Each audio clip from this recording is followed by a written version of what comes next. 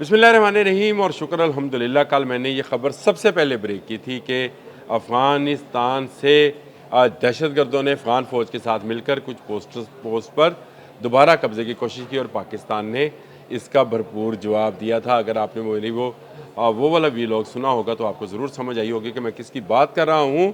क्योंकि अफ़गान वो चौकियाँ जो पाकिस्तान पर दहशतगर्द मुलव्वस करने के लिए इस्तेमाल की जाती थी, उन पर पाकिस्तान ने कब्ज़ा किया था और वो चाह ये रहे हैं कि वहाँ से ये चौकियाँ वापस ली जाएँ। लेकिन सबसे अहम खबर ये है कि अब जो हमला हुआ उसमें एक अहम कमांडर मारा गया। इस कमांडर का नाम जो है वो भी मुझे ब्रेक करना है, वो भी बताना है आपको कि वो कमांडर मुमकिन तौर पर कौन है।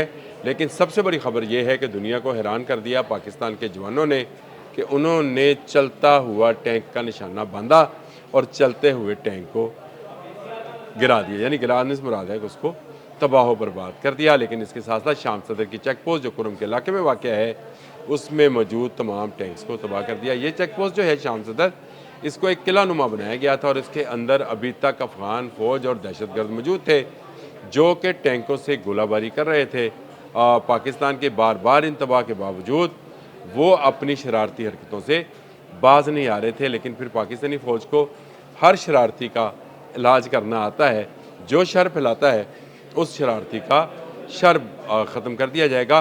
और यही हुआ। उस चेक पोस्ट पर जब हमला किया गया तो वहाँ मौजूद गाड़ियाँ, टैंक, बख्तरबंद गाड़ियाँ और बेशुमार असला तबाह होना शुरू हो गया और वहाँ से इनका इनखलाज शुरू हुआ, यानी इन्होंने भागना शुरू किया।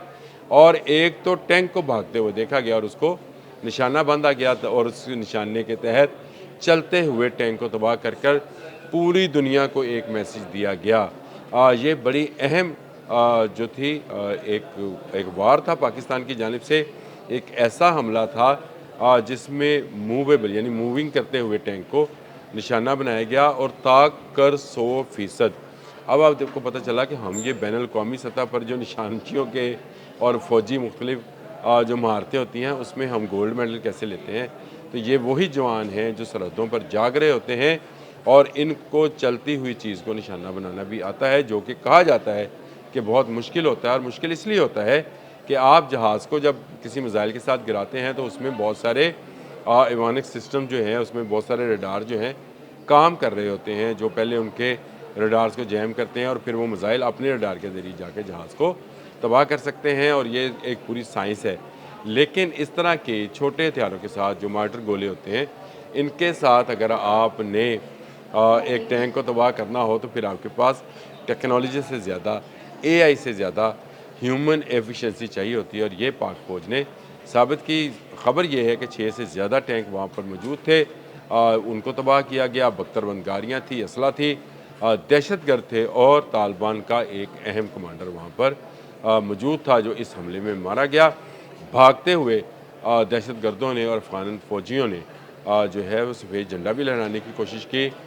लेकिन ये भी इतलात मिली हैं मुख्तलिफ मीडिया हाउसेस से कि उन्होंने अपना जो असला वहाँ पर छुपा रखा था पाकिस्तान के ख़िलाफ़ इस्तेमाल करने के लिए, उसको भी आग लगा दी। और उसको ना सिर्फ उसको आग लगाई बल्कि कुछ गाड़ियों को भी आग लगाकर वहाँ से भागने की कोशिश की।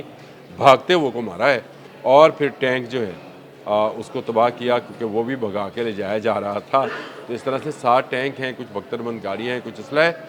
इसकी डिटेल अभी आना बाकी है। लेकिन ये बात तय है कि पाकिस्तान की फ़ौज मुसलसल निगरानी कर रही है और कड़ी निगरानी कर रही है उन तमाम चेक पोस्ट से जहाँ से दहशतगर्द पाकिस्तान में दाखिल किए जा सकते हैं। और इन चेक पोस्ट की निगरानी मुस्तकबिल में भी जारी रहेगी। मुझे आपको ये भी बताना है कि पाकिस्तान ने मार्टर गोलों के लिए भी एक नई ईजाद कर ली है। उसका वीलॉग मैं फिर किसी वक्त आपके साथ शेयर करूँगा। लेकिन इस वक्त खुशी की बात यह है कि पाकिस्तान ने अफ़गान फ़ौज की जानिब से जो अहम चौकियाँ थीं उनको तबाह कर दिया है। ना सिर्फ उनको तबाह किया है बल्कि वहाँ पर पाकिस्तान का परचम भी लहरा दिया। 21 पोस्ट बताई जा रही हैं कि जो इन पर पाकिस्तान का परचम लहराया गया है और सिर्फ इसलिए लहराया गया है। हमें कोई कब्ज़े की ज़रूरत नहीं है, वहाँ पे जाने की ज़रूरत नहीं है। सिर्फ इसलिए लहरा कर वापस आए हैं जवान कि बता दिया जाए कि यहाँ तक हमारी अमलदारी है अब। और यहाँ तक आने वाले के साथ जो सलूक किया जाएगा वो इस शाम सदर की चेक पोस्ट पर हमने करके बता दिया कि अगर आप यहाँ से आगे बढ़ेंगे तो फिर आपके लिए मौत खड़ी है। और मौत का वो मंज़र भागते हुए अफ़गान दहशतगर्दों ने और अफ़गान तालिबान ने जो है वो देख लिया है। रशिया की वज़ारत ख़ारजा से भी बयान जारी हो गया है और रशियन वज़ारत ख़ारजा ने ये कहा है कि दोनों ममालिक जो है तहम्मुल का मुज़ाहरा करें। ये बैन वैसे ही बयान है जैसे बैनुल-अक़वामी तौर पर दिया जाता है और हम भी कहते हैं कि रशिया और यूक्रेन जो हैं वो तहम्मुल का मुज़ाहरा करें और जंग को बढ़ावा ना दें। लेकिन याद रखें, हम अपने दिफा की बात कर रहे हैं। हम बात कर रहे हैं कि कोई अफ़गानी दहशतगर्द या तालिबान पाकिस्तान की हदूद के अंदर ना आए और ना इसकी कोशिश करे। और जो यहाँ पर हमारे मेहमान हैं अफ़गान मुहाजिरीन, वो अब वापस अपने वतन जाएँ। ये हमारा छोटा सा एक मुतालबा है कि हम अपनी सरज़मीन का 1 इंच भी किसी को लेने नहीं देंगे और किसी के 1 इंच पर हमारा कोई दावा नहीं है, कोई दावा नहीं है। लेकिन हमें अपनी हिफाजत करनी है, अपने लोगों की हिफाजत करनी है।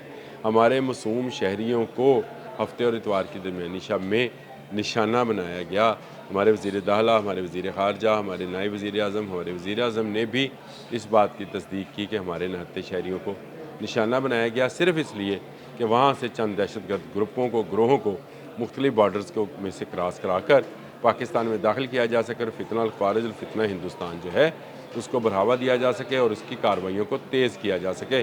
लेकिन अब वो मामला जो है मुकम्मल तौर पर पाकिस्तान के कंट्रोल में है। शाम सदर की चेक पोस्ट को तबाह करके पाकिस्तान ने बता दिया कि अब अफ़गान बॉर्डर पर जिस पोस्ट से भी पाकिस्तान पर हमला किया जाएगा उस फेंकी जाने वाली ईंट का जवाब पत्थर से दिया जाएगा। जवानों ने, हमारे जवानों ने ऊपर पहाड़ पर बड़ी जो चेक पोस्टें हैं उनको भी ताक ताक कर निशाना बनाया है और छोटे आर्टिलरी फायर्स के ज़रिए ही इनका कला कमा कर दिया है।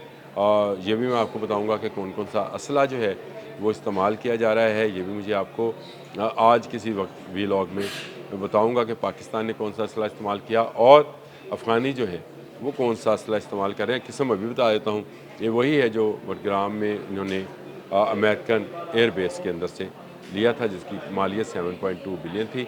ये छोटे हथियार, ड्रोन्स और मार्टर गोले और इस तरह की चीज़ें, गन्स हैं और नाइट विजन लेज़र्स जो हैं, एम्यूनेशन सिस्टम्स हैं, ये तमाम इनके पास है।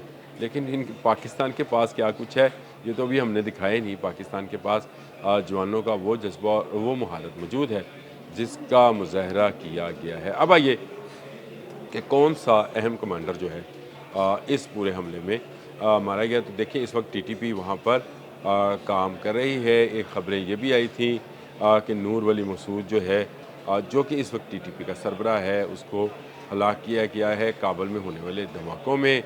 लेकिन इसकी कहीं से तस्दीक नहीं आई थी।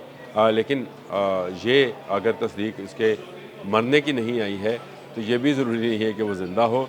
इसके अलावा एक कारी शकील हैं जी, टीटीपी के ये अहम कमांडर हैं और इनकी सियासी शूरा के जो है ये रुकन हैं। ये भी शाम सदर चेक पोस्ट पे हो सकते हैं। इसके साथ साथ एक पंजाबी फिक्शन जो टीटीपी का पंजाबी फिक्शन है उसके असमतुल्लाह माविया हैं। इनकी मौजूदगी की भी इतलात हैं कि वो पाकिस्तानी सरहद के साथ साथ जो है वो काम कर रहे हैं और ये इनका होना भी वहाँ पर मौजूद होना भी नामुमकिनात में से नहीं है। और इसके बाद नंबर आता है मुफ्ती हसन सवाती साहब का और ये मुफ्ती हसन सवाती साहब जो हैं ये भी दहशतगर्द हैं और ये इनकी कार्रवाइयों का मरकज़ जो है खैबर पख्तूनख्वा और पेशावर के इर्द गिर्द जो है वहाँ पर माहौल ख़राब करने और दहशतगर्दी करने के मुजरम और मुलज़म हैं और इनकी मौजूदगी वहाँ पर मौजूद है। किले की तरह का शाम सदर चेक पोस्ट को बनाया गया था, वहाँ पर हैवी आर्टिलरी मैंने आपको बता दिया रखी गई थी जिसे अब पाकिस्तानी फ़ौज ने तबाह बर्बाद कर दिया है। और आने वाले दिनों में अफ़गानों के साथ और क्या, उन अफ़गानों के साथ जो पाकिस्तान के मुखालिफ हैं, हम सारे अफ़गानों की बात नहीं करते। जब मैं ये बात कहूँ तो आप समझ लिया करें कि ये किन अफ़गानों की बात है, उनकी जो दहशतगर्दी में मुलव्वस हैं, उनकी जो दहशतगर्दों के सहूलतकार हैं, उनकी जो सरहद पार से पाकिस्तान में दाखिल होना चाहता है, ये उन अफ़गानों की बात है। पुरअमन शहरियों की बात हरगिज़ नहीं है, ना ही हम किसी पुरअमन शहरी को निशाना बनाएंगे। अब तक के लिए इतना ही। अल्लाह हाफ़िज़।